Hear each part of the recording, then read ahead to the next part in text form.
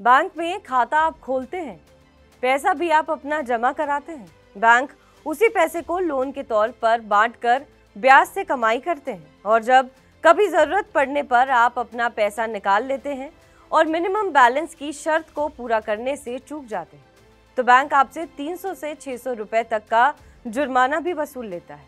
इस तरह minimum balance के नाम पर बैंकों की ये लूट जारी है। इसमें सरकारी बैंक पीएनबी ने तो 1538 करोड़ रुपए की वसूली करके एक रिकॉर्ड बना दिया है। हाल ही में बैंकों की एक रिपोर्ट आई है जिससे पता चलता है कि बैंकों ने बीते 5 सालों में सिर्फ मिनिमम बैलेंस नहीं रखने के चलते अपने ग्राहकों से करोड़ों रुपए की वसूली की है। हालांकि देश के सबसे बड़े बैंक एसबीआई ने कुछ साल पहले काफी नेगेटिव पब्लिसिटी के चलते इस तरह के चार्जेस वसूलने बंद कर दिए थे।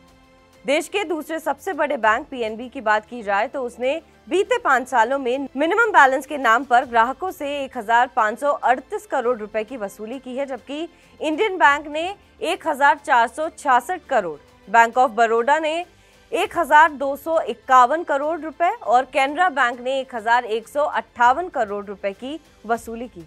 देश के अधिकतर बैंक अपने ग्राहकों से खाते में एक निश्चित राशि रखने की उम्मीद रखते हैं। इसी को मिनिमम बैलेंस रिक्वायरमेंट कहा जाता है। ऐसा नहीं होने पर बैंक लोगों से पेनल्टी वसूलती है। हालांकि बैंक खाते में आपको हमेशा मिनिमम बैलेंस नहीं रखना होता है, बल्कि आपको पूरे महीने में औसतन एक मिनिमम बैलेंस रखना होता है।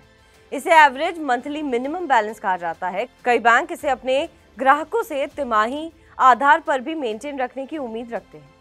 सेविंग अकाउंट में मिनिमम बैलेंस नहीं रखने पर सरकारी बैंकों में जहां आपको 100 रुपए से लेकर 300 रुपए तक का जुर्माना देना पड़ सकता है, करंट अकाउंट में मिनिमम बैलेंस नहीं रखने पर ये चार्जेस 400 से 600 रुपए तक हो सकते हैं।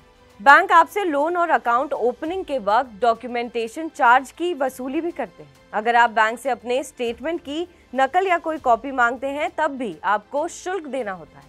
किसी तरह के पेमेंट में डिफॉल्ट करते हो तब आपको बैंक को जुर्माना देना होता है। कई बार ओवरड्राफ्ट लिमिट से अधिक पैसा निकालने पर भी एक्स्ट्रा चार्ज लगता है। बहरहाल इस खबर पर आपका क्या कुछ कहना है हमें कमेंट करके जरूर बताएं। बाकी देश और विदेश की तमाम बड़ी खबरों के लिए आप देखते रहें TV9 डिजिटल।